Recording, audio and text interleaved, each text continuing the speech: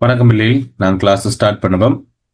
இன்னைக்கு நாங்க பார்க்க போறது புணர்ச்சி 18வது நாள். புணரியல், செவ்விக்கானல், பெயராகவும் வினையாகவும் வரக்கூடிய பகுதிகள் இன்றைக்கு நாங்க பார்க்க போறோம். புணரியல் எங்களுக்கு பகுதி ஒன்றுல ஒரு வினா அல்லது ரெண்டு வினா வரலாம். பகுதி ரெண்டுல ஒரு வினா வரலாம். பகுதி ரெண்டுல ஒரு வினா வரலாம். கிட்டத்தட்ட 3 மார்க்ஸுக்கு எங்களுக்கு வரும்.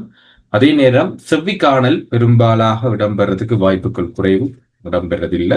அடுத்து பெயராகவும் வினையாகவும் வரக்கூடிய ஒரு சொல் கண்டிப்பா வரக்கூடிய வினா. ஆகவே கிட்டத்தட்ட இன்றைக்கு நாங்க படிக்க போறது ஃபைனல் பேப்பர்ல 4 மார்க்ஸுக்கான மேக்சிமம் 4 மார்க்ஸ், கூட போனா 5 மார்க்ஸுக்கு நாங்க படிக்கலாம். 5 புள்ளிகளுக்கு இன்றைக்கு நாங்க இந்த கிளாஸ்ல படிக்க போறோம். புணரியல் என்பது தமிழ் இலக்கணத்துல உங்களுக்கு 9வது அலகு. ஓகேவா? 9வது உங்களுக்கு கொடுத்துருக்க நீங்க 9வது. இன்னும் ஒரே ஒரு அலகு மட்டும்தான் இருக்கிறது, அணி இலக்கணம். ஸோ அது முடிஞ்சிருச்சு அப்படின்னா அடுத்து செப்டம்பர் அடுத்த வாரத்துல உங்களுக்கு அணி இலக்கணத்தை நான் படிப்பிப்பேன். அடுத்த கிழமை புணர்ச்சிகள்ல முதலாவது புணர்ச்சி என்று என்னண்டா, சொற்களோ சொல் உருபுகளோ ஒன்றோடு ஒன்று புணர்ந்தா அதை நாங்க புணர்ச்சி என்று சொல்லுவோம். சொற்களா இருக்கலாம், சொல் உருபுகளா இருக்கலாம். உங்களுக்கு சொல்லுறுப்புகள் ஞாபகம் இருக்கு பிள்ளைகள். பகுதி, விகுதி, சந்தி, சாரியை, இடைநிலை என்று சொல்லக்கூடியது புணர்ந்து வருது அப்படின்னா எங்களுக்கு அதை புணர்ச்சி என்று சொல்லி சொல்லுவோம். அது உருவுகள் சேர்ந்து புணர்வது, அல்லது இரண்டு சொற்கள் சேர்ந்து புணரலாம். ஒரு பெயர் சொல்லும் ஒரு பெயர் சொல்லும் சேர்ந்து புணர்ந்திருக்கலாம், அல்லது ஒரு பெயர் சொல்லும் வினை சொல்லும் சேர்ந்து புணர்ந்திருக்கலாம். ஏதோ ஒரு வகையில ஒரு சொல் இன்னொரு சொல்லோட சேர்ந்து புணர்ந்திருக்கு அப்படின்னா அது புணர். உதாரணத்துக்கு மேல பாத்தீங்கன்னா கடல் சக அலை. ஆகவே கடல் என்று சொல்லக்கூடிய ஒரு பெயர் சொல்லும், அலை என்று சொல்லக்கூடிய ஒரு பெயர் சொல்லும் சேர்ந்து கடல் அலை அப்படின்னு சொல்லி சேர்ந்து வருதல், புணர்ந்து வருதல் என்று சொல்லுவோம். இது புணர்ச்சி. அதே நேரம் இங்க பாத்தீங்கன்னா கண்டேன் அப்படிங்கிற ஒரு சொல் இருக்குது. இது ஒரு வினை சொல். இந்த வினைச்சொல்லை நாங்க பிரிச்சோம்னா கான் பகுதி, ஏன் என்பது விகுதி, இட் என்பது இடைநிலை. பகுதி, விகுதி, இடைநிலை ஆகிய 3 பகுதி, விகுதி, இடைநிலை, சந்தி, சாரியை என்று பகுபத உறுப்புகள் ஞாபகம் இருக்கு. நாம் ஏற்கனவே படிச்சிட்டோம். பதவியல் என்று சொல்லக்கூடிய பகுதியில படிச்சா அந்த பகுபத உறுப்புகள் ஒன்றோடு ஒன்று சேர்ந்து வந்தாலும் அதை புணர்ச்சின்னு சொல்லுவோம். புணர்ச்சி பல வகைப்படும் உள்ளது. அகப்புணர்ச்சி, புறப்புணர்ச்சி, இயல்பு புணர்ச்சி, விகார புணர்ச்சி, வேற்றுமை புணர்ச்சி, அல்வழி புணர்ச்சி. வேற்றுமை புணர்ச்சி, அல்வழி புணர்ச்சி பத்தி நாங்க பேச வேண்டியது இல்லை. பட் இருந்தாலும் சுருக்கமா உங்களுக்கு சொல்றேன். நாங்க தொடரியல் படிச்சோம், ஞாபகம் இருக்குன்னு நினைக்கிறேன் பிள்ளைகள். தொடரியல் படிச்சோம். வேற்றுமை தொகை, வினைத்தொகை, உவமை தொகை, உண்மை தொகை, பண்பு தொகை, அன்மொழி தொகை, இந்த தொகை சொற்கள் படிச்சோம். இதுல வேற்றுமை உருபுகள் ஒரு சொல் இன்னொரு சொல்லோட புணர்ந்தா அது வேற்றுமை புணர்ச்சி என்று சொல்ல. உதாரணம்,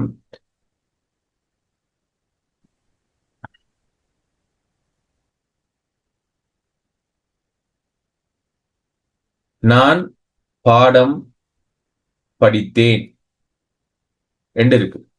சோ இந்த இடத்துல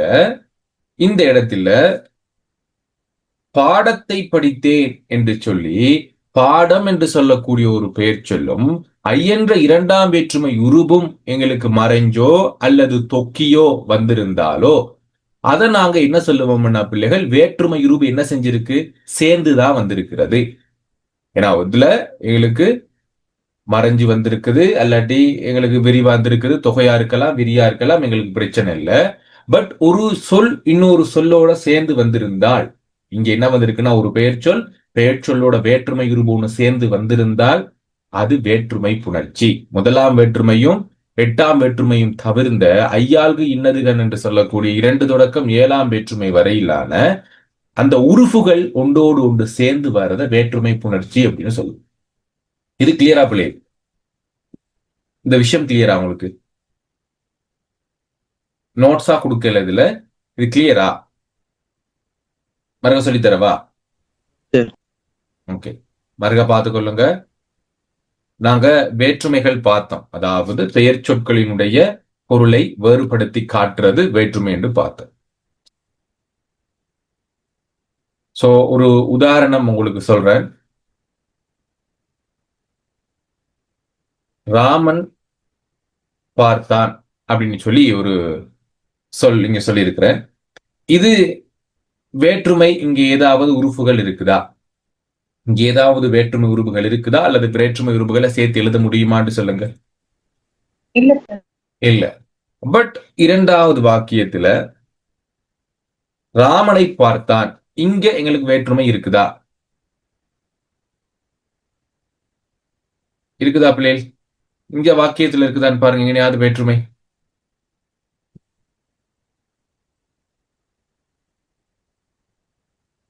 சொல்ல முடியுமா? வேற்றுமை உறுப்பு இருக்குதா இல்லையா? கண்டுபிடிக்க முடியுதா? இருக்குது இருக்குது. Very good. எங்க? ராமன் சகை ராமனை பார்த்தான். ஆகவே இரண்டாம் வேற்றுமை உறுப்பு சேர்ந்திருக்கு. அடுத்து ராமனால் பார்த்தான். சோ இந்த இடத்திலையும் மூன்றாம் வேற்றுமை ஆளுருவு சேர்ந்திருக்குது. ஆக முதலாவது வாக்கியத்துல ராமன் என்று பெயர் சொல்லோட எந்தவித வேற்றுமை உருவும் சேரல.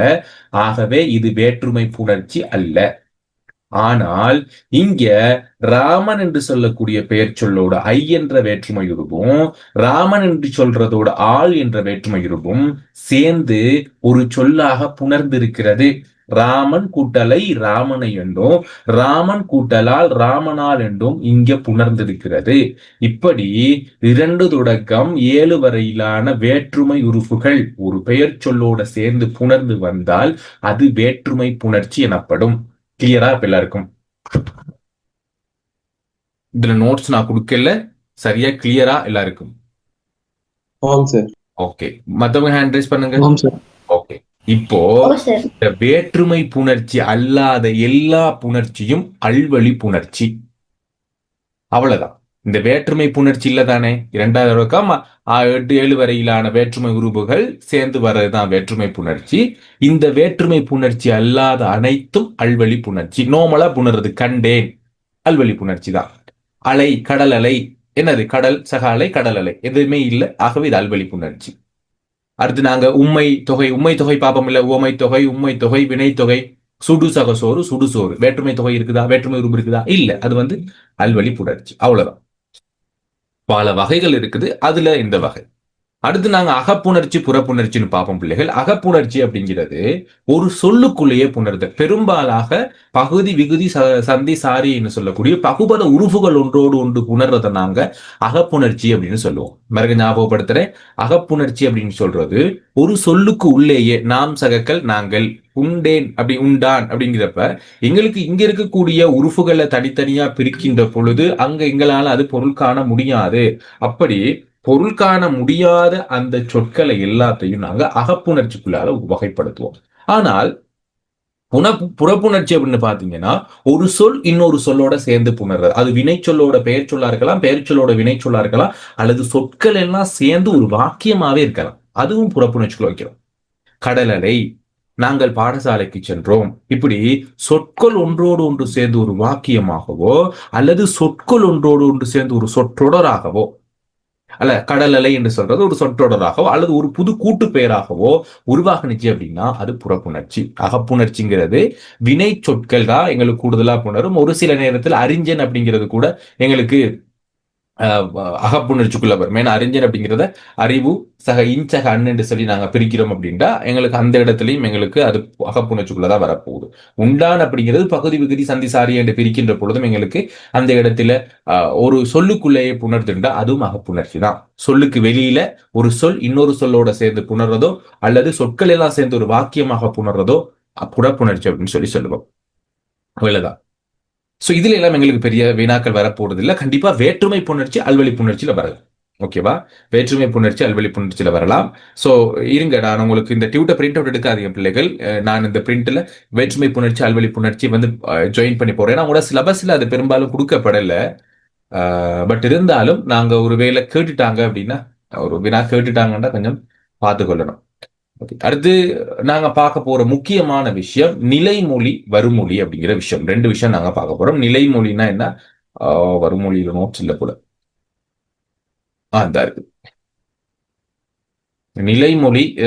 பிரிண்ட் எடுத்திருந்தீங்கன்னா வருமொழின்னு எழுதி கொள்ளுங்க பிள்ளைகள். நிலைமொழி வருமொழி 2 எழுதி கொள்ளுங்க. அதாவது ஒரு சொல் இன்னொரு சொல்லோட புணருகின்ற பொழுது முதலாவது வருகின்ற சொல் நிலைமொழி என்றும் அந்நிலைமொழியை தொடர்ந்து இரண்டாவது வரக்கூடிய சொல் வருமொழி என்றும் சொல்லுவோம். நிலைமொழிங்கிறது முதலாவது வரக்கூடிய சொல், வருமொழிங்கிறது அதனை தொடர்ந்து வரக்கூடிய இரண்டாவது சொல் வருமொழி. இது எல்லாருக்கும் கிளியரா? நிலைமொழி வருமொழி கிளியரா பிள்ளை? சார். ஓகே. இப்போ இங்க கடல் அலை அப்படின்னு ஒரு சொல் இருக்கு பிள்ளைகள். சோ இந்த இடத்துல நான் அலை அப்படின்னு எழுதி கொள்றேன்.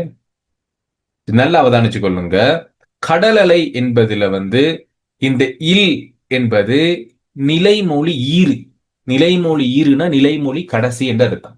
இது நிலைமொழி முதல், இது நிலைமொழி ஈறு அல்லது நிலைமொழி கடை அல்லது கடைசி, எது சொன்னாலும் இதுதான் நிலைமொழியோட கடைசி எழுத்து. இது வருமொழி முதல், இது வருமொழி ஈறு. ஐ என்பது வருமொழி ஈறு. நிலைமொழி முதல், நிலைமொழி ஈறு, வருமொழி முதல், வருமொழி ஈறு. இதுல எங்களுக்கு இது பிரச்சனையே இல்லை. எது எங்களுக்கு இந்த நிலைமொழி முதலும் பிரச்சனை தேவையில்லை. எங்களுக்கு வருமொழி முதல், வருமொழி ஈரும் தேவையில்லை. எங்களுக்கு தேவை எதுன்னா நிலைமொழி. நிலைமொழி முதல் தேவையில்ல, வருமொழி ஈறு தேவையில்லை. நிலைமொழியினுடைய கடைசி எழுத்தும் வருமொழியினுடைய முதல் எழுத்தும் மட்டும்தான் எங்களுக்கு தேவை புணர்ச்சியில. மற்றது எங்களுக்கு தேவையில்லாத விட. இப்ப உங்களுக்கு விளங்கி இருக்கும் நிலைமொழி என்றா முதலாவது சொல், நிலைமொழி ஈறு என்றா நிலைமொழியினுடைய கடைசி எழுத்து. சோ இப்ப நான் உங்களுக்கு ஒரு சொல் எழுத, இதனுடைய கடைசி எழுத்து என்னன்னு பாருங்க பிள்ளைகள். பலாசக இலை. சோ இதுல நிலைமொழியினுடைய கடைசி எழுத்து என்ன பிள்ளை? யாரு சொல்ல முடியும் நிலைமொழியுடைய கடைசி எழுத்து?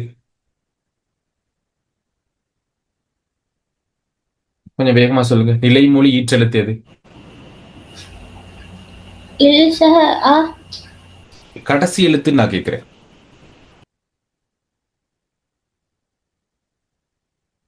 கடைசி எழுத்தா எது வருது? எல்லா வருது. வேற ஏதாவது விட இருக்குதா?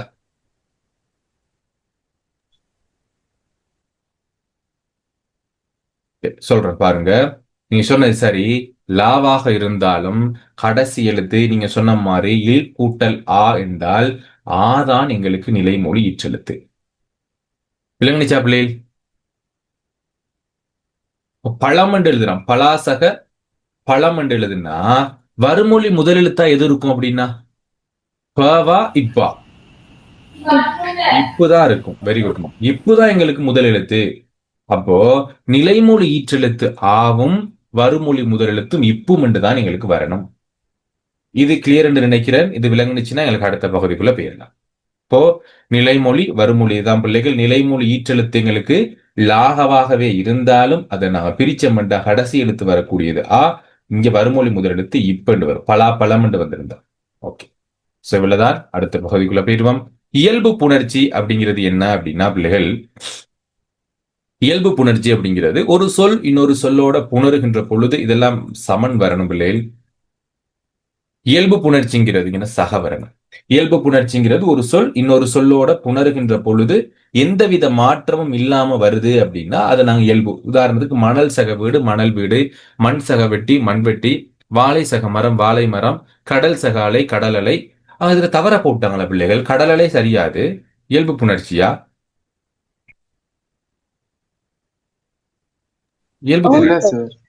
இயல்பு புணர்ச்சி இல்லைன்னா பிள்ளைகள் தவற போட்டாங்களா? அது ஒன்று கெடுது. கடல் புதுசா ஒன்று தோன்றி தர வருதுல. ஆஹா. வேற யாராவது இதுல என்ன மாதிரி நினைக்கிறீங்க? இப்ப ரெண்டு பிள்ளையா போட்டிருக்காங்களா? தேனருவி கடல் அலை. விளங்கப்படுத்துறேன் பிள்ளைகள் பாருங்க. இது இயல்பு புணர்ச்சி தான். ஏன் விளங்கப்படுத்துறேன்? அதாவது தமிழ் மொழி எழுத்துக்களை பத்தி நீங்க பார்த்திருப்பீங்க. உயிர்மை எழுத்து அப்படிங்கிற இது ஒரு க அப்படிங்கிற எழுத்து வந்திருக்குது. அதே மாதிரி நான் இந்த ல அப்படிங்கிற எழுத்தையும் போடுறேன். அதே மாதிரி இங்க இருக்க நங்கிற எழுத்தையும் போடுறேன். இதை நாங்க உயிர்மை எழுத்துக்கள் அப்படின்னு சொல்லுவோம். இந்த உயிர்மை எழுத்துக்கள் என்னென்ன எழுத்துக்களோட சேர்ந்து வருது அப்படின்னா மெய் எழுத்துக்களோடும் உயிரெழுத்துக்களோடும் சேர்ந்து பிறக்கக்கூடிய எழுத்துக்கள். இக் என்று சொன்னா கங்கிற ஒளி பிறக்கிறது. அதே மாதிரி இல்ல அப்படின்னா லங்கிற ஒளி, இன்ன அப்படின்னு சொல்லி சொன்னிட்டு இருந்தோம்னா எங்களுக்கு நங்கிற ஒளி பிறக்கும். ஆக இது தமிழ் மொழியில இயல்பான ஒரு விடயம். தமிழ் மொழியில இலக்கணத்தில இயல்பான ஒரு விடயம்.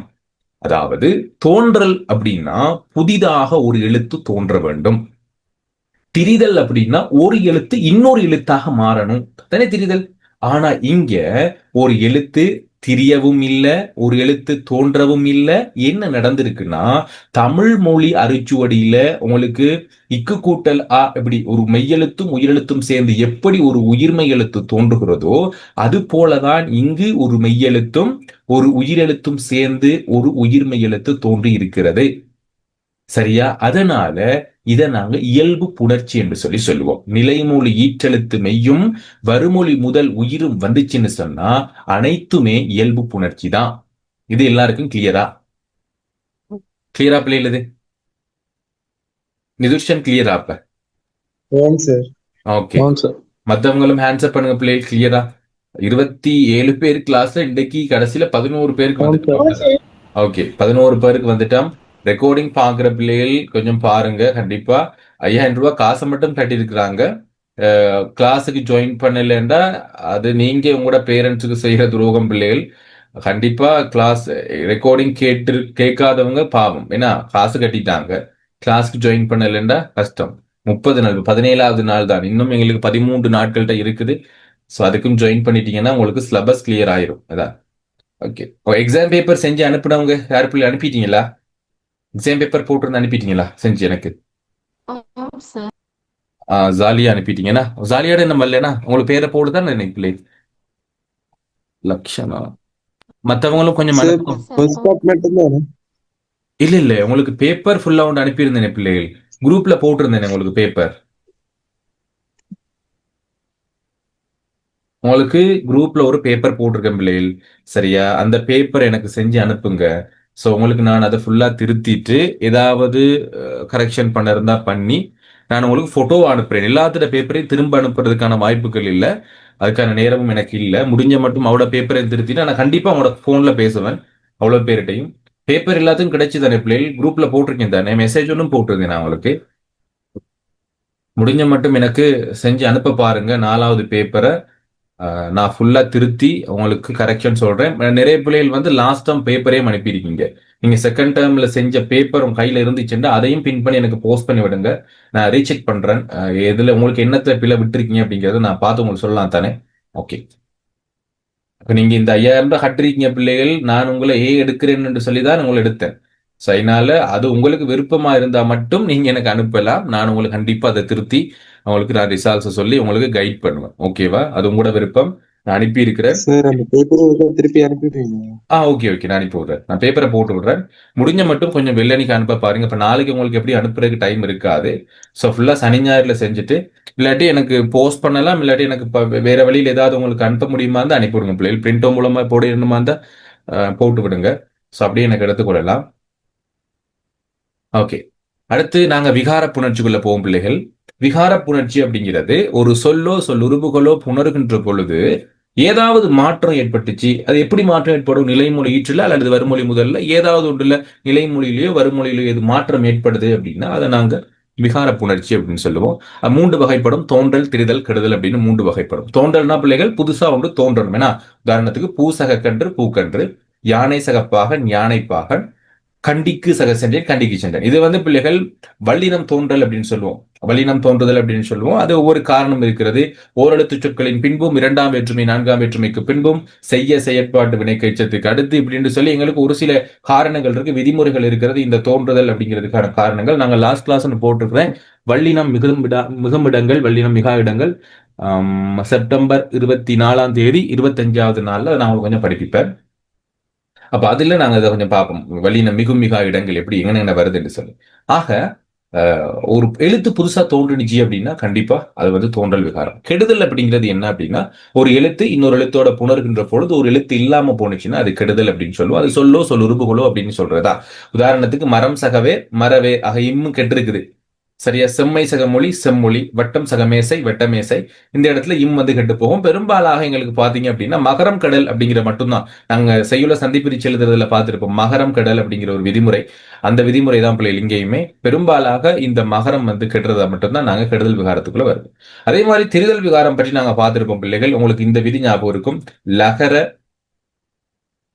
லகர ரகர நகரம்.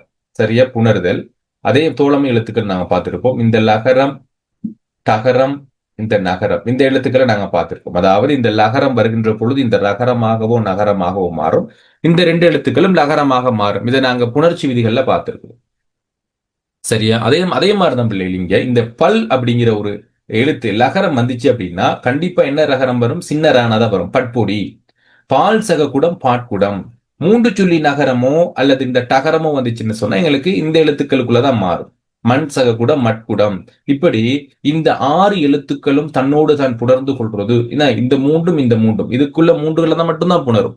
இப்ப இந்த இல் வந்து எங்களுக்கு புணர்கின்ற பொழுது இந்த இட் வரவே வராது. எங்களுக்கு இற்றுதான் வரும். விளங்குதா? இது வந்து நாங்க சொல்லுவோம். அதே மாதிரி இந்த நகரம் 2 சொல்லி நகரம் வருகின்ற பொழுது எங்களுக்கு எப்பயும் பக்கத்துல இந்த ரே தான் வரும். எப்பயும் இந்த 2 சொல்லி நகரத்துக்கு பிறகாது இட்டு வராது. ஏன்னா இட்டு வராது, தன்னகரம் வராது. இதுக்கு பேரே டன்னகரம், இதுக்கு பேரு ரன்னகரம். சோ இதை நான் விளங்கப்படுத்தியிருப்பேன். ஆக ஒரு சொல் புணர்கின்ற பொழுது புதிதாக ஒரு சொல் தோன்றுனா அது தோன்றல், ஒரு சொல் இல்லாம போனா அது கெடுதல், ஒரு சொல் ஒரு எழுத்து இன்னொரு எழுத்தா மாறினா அது வந்து திட்டுதல் அப்படின்னு சொல்லுவோம். ஓகே. அடுத்து உயிரீற்று புணர்ச்சி அப்படின்னு சொல்ற பிள்ளைகள். உயிரீற்று புணர்ச்சி அப்படிங்கிறது நிலைமொழி எழுத்து. இதை தான் நீங்க நல்லா ஞாபகம் வச்சுக்கணும். உங்களுக்கு எக்ஸாமுக்கு வரக்கூடிய விஷயம் என்ன அப்படின்னா உயிரீற்று புணர்ச்சி, மெய்யீற்று புணர்ச்சி. சோ இதுக்கு முன்னாடி நீங்க இலக்கணத்துல புணர்ச்சி படிச்சிட்டீங்களா பிள்ளைகள்? படிச்சிருக்கீங்களா? யாராவது ஒரு ஆள் புணர்ச்சி படிச்சிருக்கீங்களா? இப்பதான் ஃபர்ஸ்ட் டைமா? இல்ல இப்பதான் ஃபர்ஸ்ட் டைம். இல்ல சார், நானும் எக்ஸாம் பேப்பர் செய்யல இந்த மாதிரி ஒரு கேள்வி ஒன்று வந்து இருந்துச்சுன்னு எனக்கு தெரியல. Okay okay. இடைநிலை புணர்ச்சின்னு சொல்லி ஒரு கேள்வி ஒன்று வந்து இருந்துச்சு. ஓகே, நான் பார்ப்போம். இப்ப பாருங்க, உயிரீற்று புணர்ச்சி, மெய்யீற்று புணர்ச்சி அப்படின்னு 2 விஷயம் இருக்கிறது. உயிரீற்று புணர்ச்சி அப்படின்னா நிலைமொழி ஈறு ஞாபகம் இருக்கா பிள்ளைகள்? நிலைமொழி ஈறுனா நிலைமொழியினுடைய கடைசி எழுத்து.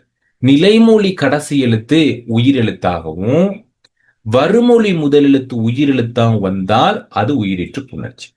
அதே போல நிலைமொழி ஈறு உயிரெழுத்தாகவும் வருமொழி முதல் மெய்யெழுத்தாக வந்தாலும் அது உயிரீற்று புணர்ச்சி. உயிர் முன் உயிர் புணர்தல், உயிர் முன் மெய் புணர்தல். மறுக்க சொல்றேன். நிலைமொழியினுடைய கடைசி எழுத்து உயிரெழுத்தாகவும் வருமொழியினுடைய எழுத்து முதல் எழுத்து உயிரெழுத்தாக வந்தால் அது உயிரீற்று புணர்ச்சி தான்.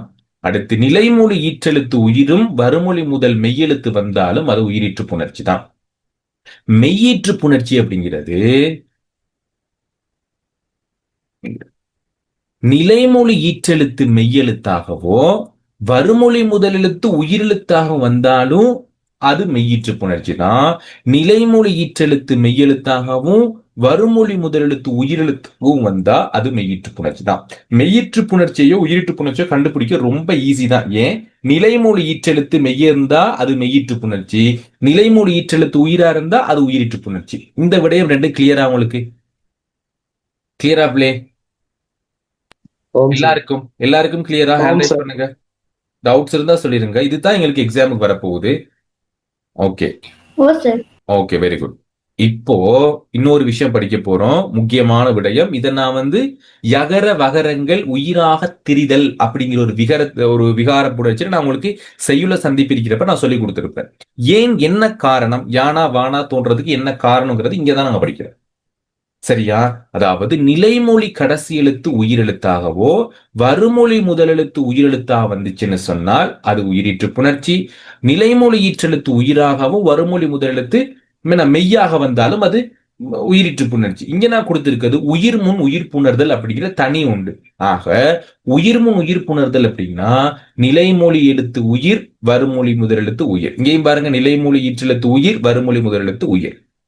ஆக உயிர் முன் உயிர் புணர்தல். உயிரெழுத்துக்கு முன்னாடி உயிரெழுத்து வந்து புணர்வது உயிர்முன் உயிர் புணர்தல். இதுல மணிசக ஓசை மணியோசை, பலாசக இலை பலா விலை, ஏன் பலா இலைன்னு வராம பலா விலை அப்படின்னு வந்துச்சுங்கிறது தான் எங்களுக்கான கேள்வி. இதை கொஞ்சம் பார்த்துக்கொள்ளுங்க. இதான் நாங்க யகர வகரங்கள் தோன்றுதல்னு சொல்லுவோம். அதாவது உயிரெழுத்துக்கள் உங்களுக்கு தெரியும். உயிரெழுத்துக்கள இகர, ஈகார, ஐகாரம். அதாவது இந்த எழுத்துக்கு நான் இ ஐ என்று சொல்லுவோம். அதாவது இகரம், ஈகாரம், ஐகாரம் சொல்லுவோம். இகர, ஈகார, ஐகார எழுத்து நிலைமொழியினுடைய கடைசி எழுத்தா வந்து அதுக்கு முன்னாடி 12 உயிரெழுத்துக்கள் வந்தா அங்கன ஏ வரும். இந்த இகர, ஈகார, ஐகாரம் தவிர்ந்த அ, ஆ, உ, ஊ, ஏ இதெல்லாம் இருக்கு இல்ல, இது தவிர்ந்த ஏன எழுத்துக்கள் வந்து அதுக்கு முன்னாடி 12 உயிரெழுத்துக்கள் வந்தா வகரம் தோன்றும். உதாரணத்துக்கு இங்க பாருங்க, மணி ஓசை அப்படிங்கறத நான் பிரிச்சு காட்டுறேன். மணி ஓசை அப்படின்னு மானா பிரிக்க தேவையில்ல. அடுத்த எழுத்து எங்களுக்கு என்ன இருக்குது, இன்னு கூட்டல் ஈ என்று இருக்குது. ஆக எங்களுக்கு நிலைமொழியீற்றெழுத்து இகரம் வந்திருக்கு. ஓசை அப்படிங்கிறப்ப எங்களுக்கு முதல் எழுத்து 12 உயிரெழுத்துக்களுக்கு முன்னாடி வருது. ஆக ஈனாவும் ஓனாவும் சேருகின்ற பொழுது எங்களுக்கு என்ன எழுத்து தான் தோன்றணும் அப்படின்னா ஏங்குற எழுத்து தான் தோன்றணும். இதுக்கு நாங்க உடம்படு மெய் அப்படின்னு சொல்லுவோம். என்ன சொல்லுவோம் பிள்ளைகள்? உடம்படு மெய். ஏன் இதை உடம்படு மெய் அப்படின்னு சொல்றோம் அப்படின்னா, ஒரு மெய்யெழுத்தும் ஒரு உயிரெழுத்தும் சேர்ந்தால் எங்களுக்கு என்ன எழுத்து பிள்ளைகள் வரும்? ஒரு மெய்யும் உயிரும் சேர்ந்தா சொல்லுங்க வேகமா. அல்லது ஒரு உயிரெழுத்தும் மெய்யெழுத்தும் சேர்ந்த என்ன எழுத்தா வரும்? விளங்குதா?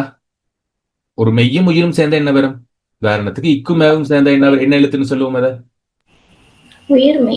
உயிர்மை. அவ்வளவுதான். வெரி குட், உயிர்மை.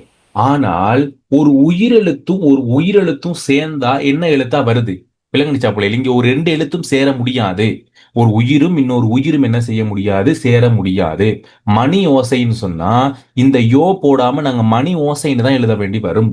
அதனாலதான் இலக்கணக்காரர்கள் என்ன சொல்றாங்க அப்படின்னா, இந்த இகர, ஈகார, ஐகாரம் வந்து 12 உயிர் வந்தா எங்களுக்கு என்று சொல்லக்கூடிய உடம்படாத, உடம்படுதல் என்றால் ஏற்றுக்கொள்ள, உடம்படாத 2 உயிரெழுத்துக்கள் ஒன்று சேருவதுதான் உடம்படு மெய் எழுத்து. அந்த 2ஐயும் உடம்படுவதற்காக தோன்றியதான் உடம்படு மெய் என்று சொல்லுவோம். இதே போல பலாசக இலை அப்படின்னு நாங்க எழுதுகின்ற பொழுது இப்ப பாருங்க, பிரச்சனை இல்ல, லாங்கிற எழுத்தை பிரிச்சா இல்லு கூட்டல் ஆணுதானே வரப்போகுது. சோ எங்களுக்கு இகர, ஈகார, ஐகாரம் தவிர்ந்த ஏனைய எழுத்து வருகிறது. அதுக்கு முன்னாடி ஈ என்று சொல்லக்கூடிய ஒரு உயிரெழுத்து வருகிறது. இப்ப ஈ கூட்டல் ஆ கூட்டல் ஈ என்ன வரும் அப்படின்னா வேதா வரும். பலாசக இலை பலா விலை. இது கிளியரா பிள்ளை? சோ நான் உங்களுக்கு இப்போ ஒரு உதாரணம் சொல்றேன், இதை கண்டுபிடிக்க பாருங்க. கோவில் என்பது சரியா, கோவில் என்பது சரியா, கோயில் என்பது சரியா? வேகமா கண்டுபிடிங்க பாப்போம். கோவில். என்ன காரணம்னு விளங்குச்சா பிள்ளை? ஏன்னு சொன்னா நல்லா பாருங்க, இக்கு கூட்டல் ஓ. ஆகவே இகர, ஈகார, ஐகாரம் தவிர்ந்த ஓர் எழுத்து இங்கனவர் கூட்டல் இல், கோசக இல் தானே. சோ வர இங்க இகரம் வந்திருந்தால் உயிரெழுத்துக்கள் 12 உயிரெழுத்துக்கு வந்திருந்தா வகரம் தான் தோன்றும். கோயில் என்பது பில, கோவில் என்பதுதான் சரி. கிளியரா பிள்ளைகள்? இந்த பகுதி உயிர் முன் உயிர் புணர்தல் கிளியரா? என்ன பாருங்க, வாழை சக இலை வாழை இலை, கொடி சக இடை கொடி. இல்லைங்களப்பா? இந்த கோவில் மாறி இருக்கு சார். மாறி இருக்குதா? இல்லைங்களப்பா? எழுத்துப்பில சார். ஓகே, கோவில்னு வந்திருக்கா? ஓகே ஓகே, அது டைப் பண்றேன். ஓகே, இப்போ ஓகேவா? டைப் பண்றப்ப கோவில்னு வந்துருச்சு. ஓகே, இப்போ ஓகே தானே பிள்ளைகள்? உங்களுக்கு உயிர் முன் உயிர் புரியுதா? பாருங்க, இங்க பாருங்க, கொடி சக இடை கொடி இடை. காரணம் என்ன அப்படின்னா, காரணம்னா இங்க வாழை அப்படிங்கிறதுக்கு பிறகு இல் கூட்டல் ஐயும் அதுக்கு முன்னாடி ஈ வந்திருக்கு. ஆகவே யகரம் தோன்றும். கொடி இடைங்கிறதுக்கு இகரம் வந்திருக்குது. ஆகவே அதுக்கு முன்னாடி ஈனா வந்திருந்தா கொடி இடை. இங்க பாருங்க, கோசகையில் கோவில், பலாசகையிலை பலாவிலை, பூசக அழகி பூவழகி. ஏன் இப்பு கூட்டல் ஊ என்று வந்திருக்கும், அதுக்கு முன்னாடி வந்திருந்தா பூசக அழகி பூயழகி இல்ல பூவழகி. இப்போ உங்களுக்கு உயிர் முன் உயிர் புணர்தல் என்றால் என்னன்னு விளங்கி இருக்கும். ரெண்டாவது, உயிர் முன் மெய் புணர்தல், உயிரெழுத்துக்கு முன்னாடி மெய்யெழுத்து வரும். இது ஒரு பிரச்சனையும் இல்லை, எங்களுக்கு வேகமா படிச்சுக்கொள்ளலாம். பனை சகமரம் பனை மரம், பனை அப்படி உயிரெழுத்துக்கு முன்னாடி எங்களுக்கு மெய் எப்படி வந்திருக்கு? பனைங்கிறத பிரிச்சா பானாவை அப்படி நாங்க போடுவோம், நானாவை நையன்னாவை இன்சக ஐயண்டு போடுறோம். அதுக்கு முன்னாடி மரம், மரம்ங்கிறது இன் கூட்டல் அ. ஆக நிலைமொழி ஈற்றெழுத்து உயிரும் வருமொழி முதலெழுத்து மெய்யும் வந்திருக்குது என்று சொன்னால் அத என்னன்னு சொல்லும் பிள்ளைகள்? உயிர் முன் மெய் புணர்தல். உயிரிற்று புணர்ச்சி அப்படின்னாலே உயிரெழுத்து கடைசியா இருக்கும், மெய்யெழுத்து முதல் இருக்கும். இந்த உயிரிற்று புணர்ச்சி கிளியரா பிள்ளைகள் எல்லாருக்கும்? ஏதாவது டவுட்ஸ் இருக்குதா? Clear sir. Okay, good. நான் முடிஞ்ச மட்டும் என்னால உங்களுக்கு ஓ லெவலுக்கு வர்ற அவ்வளோ விஷயங்களையும் சொல்லித்தரேன் பிள்ளைகள். உங்களுக்கு எந்த அளவுக்கு எடுத்துக்கொள்ள முடியும் என்று தெரியல, பட் ட்ரை பண்ணுங்க. இவ்வளவு சிலபஸ் இருக்குது உங்களுக்கு படிக்கிறதுக்கு. நீங்க இதை சரியா படிச்சிட்டீங்கன்னு சொன்னா கண்டிப்பா எடுத்துருவீங்க. ஓகேவா? இது நான் வெள்ளனா முடிக்கிறேன். இதுக்கப்புறம் நீங்க சிலபஸை நீங்க கவர் பண்ணிக்கணும். எக்ஸாம் பேப்பரை செஞ்சுட்டு டவுட்டா இருந்தா இன்டர்நெட் போயாச்சு, உங்களோட யூசர் நேம் பாஸ்வேர்ட் அடிச்சாச்சு, அதுல நீங்க கிளிக் பண்ணி பார்க்கலாம். நீங்க படிச்ச விடையும் அப்படியே இருக்கும். மெய்யீற்று புணர்ச்சி பாருங்க. நிலைமொழி ஈறு மெய்யாகவும் வருமொழி முதல் மெய்யாகவோ, நிலைமொழி ஈறு மெய்யாக வந்து வருமொழி முதல் உயிராகவோ வந்தாலோ அது என்னவா? மெய்யீற்று புணர்ச்சி தான். இதான் நாங்க பார்த்தோம். ஞாபகம் இருக்க? இயல்பு புணர்ச்சின்னு கடலலை, நீரட்டை, இதெல்லாம் இயல்பு புணர்ச்சிக்குள்ள வரக்கூடியதா. இப்ப மெய்முன் மெய் புணர்தல். உதாரணத்துக்கு கால் சக சட்டை காட்சட்டை, இந்த இடத்துல என்ன வந்திருக்கு பிள்ளைகள்? ஈ வந்திருக்குது மெய்யெழுத்து, அதே நேரம் மிச்சிங்கிற எழுத்து மெய்யெழுத்து வந்திருக்குது, காட்சட்டைன்னு மாறு. மரம் சகப்பட்டை மரப்பட்டை. சோ எப்படியோ நிலைமொழி ஈற்றெழுத்து வருமொழி முதலெழுத்து மெய். மெய்முன் உயிர் புணர்தல் பாத்தீங்க, இதெல்லாம் பாருங்க, இதெல்லாம் இயல்பு புணர்ச்சிக்குள்ள வர வேண்டியது. நீரட்டைன்னு இருக்குது, நீர் நாய் இல்ல, நீர் ஓகே, இது இயல்பு புணர்ச்சியா தான் வரும், நீர நாயின்னு வராது. கால் சக இரண்டு கால் இரண்டு, காரணம் மெய்யெழுத்தும் உயிரெழுத்தும் சேர்ந்து புணர்ந்திருக்கிறது, இது வராது. இது மேல வர வேண்டியது. உயிர் முன் மெய்முன் உயிர் புணர்தல் தானே, இது மெய்முன் உயிர் புணர்தல் இல்லை, இதுவும் வராது, தேன்சிட்டும் வராது. ஓகே, இதை மட்டும் பார்ப்போம். மக்கள் சக கூட்டம் மக்கள் கூட்டம். ஆனா இதை நாங்க என்ன செய்யறது இல்ல, மக்கள் ஊட்டம்னு புணர்த்தி எழுதுறது இல்ல பிள்ளைகள். இது இயல்பா தான் புணர்ந்து இருக்குது. பட் ஒரு சிலது மட்டும் எங்களுக்கு எப்படி புணராது, ரெண்டும் சேர்ந்து புணர்றதும் இருக்காது. மக்கள் சக கூட்டம் மக்கள் கூட்டம் தான், மக்கள் ஊட்டம் அப்படின்னு புணர்றது இல்ல. கண் சக இமை கண்ணிமைன்னு புணரும். இது ரெண்டும் பிள்ளைகள், இது ரெண்டும் வராது. பிரிண்ட் எடுத்துட்டு இது ரெண்டு வெட்டி கொள்ளுங்க. தேன் சக செட்டு தேன் சிட்டு என்னத்துல வரணும்? மெய் முன் மெய் புணர்தல்ல வரணும். நீர் சக நாய் நீர் நாய், மெய் முன் மெய் புணர்தல் தான். இது ரெண்டு இங்கே வந்திருக்குது. சோ இது ரெண்டு மட்டும் வெட்டிட்டீங்கன்னா சார் கிளியரா பிள்ளைகள்? இப்ப புணர்ச்சி கிளியரா? இவ்வளவுதான் புணர்ச்சி. எல்லாருக்கும் கிளியரா? ஓகே, அப்படின்னு நாங்க அடுத்த பகுதி போயிடும். செவிக்கானல் ஓகே, இதுவும் பெருசா வரப்போறது இல்லை, பட் இருந்தாலும் நாங்க பார்த்துக்கொள்வோம். செவிக்கானல் அப்படிங்கிறது நேர்காணல் என்பது ஒருத்தர்கிட்ட கேள்விகளை கேட்டு அவங்களோட சேர்ந்து உரையாடுற ஒரு விஷயத்தை தான் இங்க சொல்லியிருக்கிறாங்க. சோ அந்நபர் சார்பாகவும் சில வினாக்களை கேட்கிறதா. கட்டமைப்பு பாத்தீங்க அப்படின்னா ஒரு அறிமுகம் இருக்கணும், ஒரு உடல் பகுதி, ஒரு முடிப்பு இருக்கணும். இந்த மூன்றையும் இணைஞ்சேதான் ஒரு செவ்விக்காணல்ங்கிறது. இல்ல கண்டிப்பா உள்ளடங்க வேண்டிய விடயம் அப்படின்னு சொன்னா துறை சார்ந்த அறிவு எங்களுக்கு கண்டிப்பா இருக்கணும். முதலாவது துறை சார்ந்த அறிவு. நாங்க அன்றைக்கு பார்த்தோம்ல, மேடை பேச்சுலையோ அல்லது அறிவித்தல்லையோ அல்லது ஒரு செவ்விகாணல்லையோ கண்டிப்பா துறை சார்ந்த அறிவு அப்படிங்கிறது முக்கியம். சிறந்த மொழி அறிவு இருக்கணும் கண்டிப்பா. அது இல்லைன்னா எங்களால அது செய்ய முடியாது. பயனுள்ள சிறந்த கேள்விகளை கேட்கிற திறன் இருக்கணும். சும்மா தேவையில்லாத கேள்விகளை எல்லாம் கேட்கலாம், சரியான கேள்விகளை கேட்டு அவங்களோட விடை எடுக்கணும். முன்னைய தகவல்களை மீட்டி கொடுத்தல். சோ விஷயத்த சொல்லிக் கொடுக்கிறது. செவ்வி கொடுப்பவருக்குரிய சுதந்திரத்தை சந்தர்ப்பத்தை அதிகம் வழங்குதல். இப்ப நாங்க செவ்வி காண போறோம் என்று சொன்னா நாங்களே பேசிக் கொண்டிருக்கிறதுல அர்த்தம் இல்லை, வந்தவரை பேச விடணும். சோ அது முக்கியமானது. நியம மொழியில உரையாடுதல் கொஞ்சம் ஓரளவுக்கு, நியம மொழி பேச்சு வழக்குல வந்து உரையாடுறது கொஞ்சம் இல்லை. ஓகே, இப்போ இங்க யாருக்குண்டா விஜய்கிட்ட ஒரு இன்டர்வியூ ஒன்று எடுக்கிறாங்க. ஸோ அதை நாங்க கொஞ்சம் வாசிச்சு பார்ப்போம் எப்படி இருக்குதுன்னு சொல்லி. ஒரு வசதியான படப்பிடிப்பு தளத்துல விஜய் அமர்ந்திருக்கிறாரு. அவரை சுற்றி ஒளிப்பதிவாளர்கள் மற்றும் எல்லாம் இருக்கு. ஒளிப்பதிவாளர்கள் ரெண்டு, ஒன்று படப்பிடிப்பாளர், சவுண்ட் ரெண்டுமே வந்திருக்கிறாங்க. தொகுப்பாளர் அருகில் அமர்ந்திருக்கிறார். கேட்கிறாங்க, வணக்கம் விஜய், உங்களை எங்கள் நிகழ்ச்சியில் வரவேற்பதில் மிக்க மகிழ்ச்சி. விஜய் நன்றி சொல்றாரு. நானும் உங்களை சந்தித்ததில் மகிழ்ச்சி. தொகுப்பாளர், சமீபத்தில் வெளியான உங்கள் திரைப்படம் மிகப்பெரிய வெற்றியை பெற்றுள்ளது. ரசிகர்கள் கொண்டாடி தீர்க்கிறார்கள். இந்த வெற்றி குறித்து உங்களுடைய உணர்வு என்ன அப்படின்னு கேட்கிறாங்க. விஜய் சொல்றாரு, அன்பு, இது ரசிகர்களுடைய அன்பு. அவர்கள் இல்லை என்றால் நான் இல்லை. இவ்வளவு பெரிய வரவேற்பு அளித்த அனைவருக்கும் என் மனமார்ந்த நன்றி. ஒவ்வொரு படமும் சவால் தான். இந்த முறை அந்த சவாலை ரசிகர்கள் அங்கீகரிப்பிருப்பது மிகுந்த சந்தோஷத்தை அளிக்கிறது அப்படின்னு சொல்லியிருக்கிறாங்க.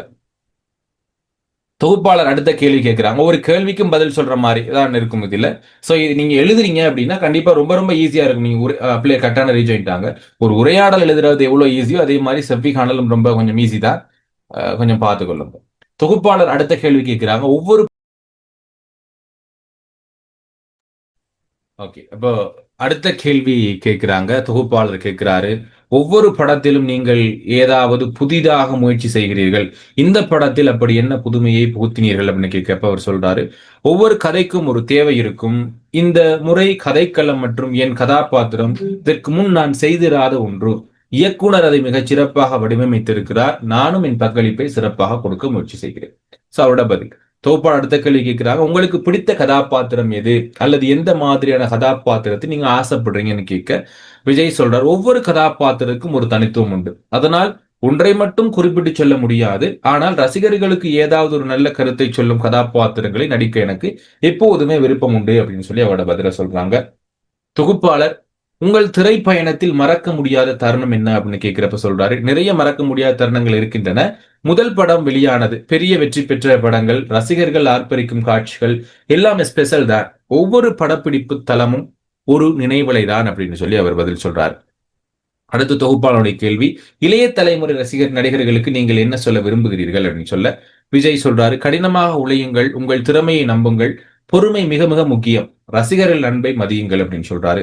தொகுப்பாளர், உங்கள் அடுத்த பட திட்டங்கள் என்ன, ரசிகர்கள் எதை எதிர்பார்க்கலான்னு கேட்க, இப்போது ஒரு புதிய படம் ஆரம்பித்துள்ளோம். அது குறித்த விவரங்களை விரைவில் அறிவிப்போம். எப்போதும் நல்ல கதைகளுடன் உங்களை சந்திக்க நான் தயாராக இருக்கிறேன் என்று சொல்லி முடிக்கிறாங்க. அடுத்து முடிப்பு பாத்தீங்கன்னா, விஜய் உங்களுடைய பொன்னான நேரத்தை எங்களுக்காக ஒதுக்கியதுக்காக மிக்க நன்றி. உங்கள் அடுத்த படமும் வெற்றி பெற எங்களது வாழ்த்துக்கள்னு முடிவுரை சொல்றாங்க. அறிமுகம் எங்கிட்ட ஏன்னா ஒரு சின்ன அறிமுகம் தான். உடல் பகுதி எங்களுக்கு கொஞ்சம் பெரிதாக இருந்தது. 2 பேர் கேள்வி கேட்டு பதில் சொல்ற மாதிரியான ஒரு அழகான விடை என்ன பிள்ளைகள். இறுதியா சொல்றாரு, உங்களுக்கும் உங்கள் நேயர்களுக்கும் எனது நன்றிகள். விஜய் புன்னகைக்கிறார், செவ்வி முடிவடைகிறது அப்படின்னு சொல்லி முடிச்சிருக்கிறாங்க. சோ எக்ஸாமுக்கு வந்து அவங்களுக்கு ரொம்ப ஈஸி பிள்ளைகள். பட் எக்ஸாமுக்கு உங்களுக்கு பெரும்பாலும் செவ்வி காணல் இடம்பெறது இல்லை. டேர்ம் எக்ஸாமுக்கு வரலாம். கொஞ்சம் பார்த்துக்கொள்ளுங்க. கிரேட் 10 பிள்ளைகள் இருந்தால் அவங்களுக்கு கொஞ்சம் தேவைப்படும். ஒரு டேர்ம் எக்ஸாம்ல ஏதாவது போட்டு விடலாம். ஓகே, அடுத்து 2வதும் இருக்குது பிள்ளைகள். கிரிக்கெட் சம்பந்தமா தோனி கிட்ட இருக்கக்கூடிய ஒரு செவ்வி காணலும் போட்டிருக்கேன். பிறகு வாசிச்சு கொள்ளுங்க நீங்க. இது பெயராகவும் வினையாகவும் வரக்கூடிய சொற்கள் வந்து கண்டிப்பா எங்களுக்கு வரும் பிள்ளைகள். ஒரு வினாவுக்கு இது எங்கன வரும் என்று சொன்னா, பகுதி 2ல இருக்கக்கூடிய 10 சுருக்க வினாக்கள்ல இருக்கக்கூடியதுல 6 இல்லாட்டி 7வது வினாவா அல்லது 8வது, 6, 7, 8 இதுல 3லயும் வரும். 3ல் ஏதாவது ஒரு வினாவா கண்டிப்பா வரும். சரியா? இதுல என்ன சொல்லுவாங்க அப்படின்னா, பெயராகவும் வினையாகவும் வரும். விலங்கலப்பா 10 கேள்வி என்னவா? இல்ல சார், இந்த 10 கேள்வியிலையும் மாறுது. 10 கேள்வியில வரும் பாரு. பார்ட் 2ல 10 கேள்வி வரும் இல்ல, சுருக்க வினாக்கள். முதலாவது சந்தி பிரித்து எழுதுங்க, இழுவாய் பயனிலை கண்டுபிடிங்க, அப்படி வரும் இல்ல. அதுல 6வது, 7வது, 8வது இந்த அந்த 3ல ஏதாவது ஒரு வினாவா வரும். ஒவ்வொரு வருஷமும் மாறி மாறி வரும். அப்ப அந்த இடங்கள்ல இது கண்டிப்பா ஒரு வினா வந்துடும். இதுல ஒரு ஸ்பெஷல் என்னன்னா, போன வருஷம் வரல, போன வருஷம் மட்டும் வரல. போன வருஷம் மட்டும் இந்த லாஸ்ட் இயர் இல்ல, அதுக்கு போது 2024 பேப்பர்ல வந்து எங்களுக்கு வரலாம் போயிடுச்சு, வரல. பட் போன வருஷம் லாஸ்ட் இயர் பேப்பர்ல வந்திருந்தது. அதுக்கு வருஷம் வரல. ஓகேவா? அதுக்கு பதிலா வேறொரு வினா போட்டிருந்தாங்க. நாங்க இந்த வருஷம் நினைச்சோம், அது வராதுன்னு தான் நினைச்சேன். பட் ஓகே, அந்த வினாவும் போட்டு இன்னொரு வினாவும் போட்டிருந்தாங்க. முதல் வினை துணை வினை போட்டிருந்தாங்க போன வருஷம். அதே மாதிரி எங்களுக்கு முற்று வினை எச்ச வினை மாதிரியும் போட்டிருந்தாங்க. நாங்க எக்ஸாம் பேப்பர் பாக்குறப்ப கொஞ்சம் அதை பார்ப்போம். ஓகே, அடுத்து சொல் வந்து பாத்தீங்கன்னா அகல் அப்படிங்கிறது பெயராக வந்த சட்டி நீங்கு. அடி என்று சொல்றது பாதம் என அல்லது அடித்தல் என்று சொல்லுவோம். அணி அப்படிங்கிறது ஒன்று பெயராக பார்த்த ஆபரணம், இன்னொன்னு அணிந்து கொள்ளல். அணை அப்படின்னா தடுப்பு அல்லது தழுவு. கண்டிப்பா இதுல இருந்து இங்க என்ன செய்யணும் அப்படின்னா, வாக்கியங்கள் அமைச்சு பழகிருக்கணும். பட் அமைச்சிருவீங்க, என்னென்று சரியா தெரிஞ்சிருந்தா அமைச்சிருவீங்க. இதுல முக்கியமானது எங்களுக்கு அணை தெரியும். அமருங்கிறது போர் அல்லது அமருதல். அரி என்றால் சிங்கம் அல்லது அது வினையில் அறிதல். அரை என்று சொல்றது பாதி அல்லது அறைதல்.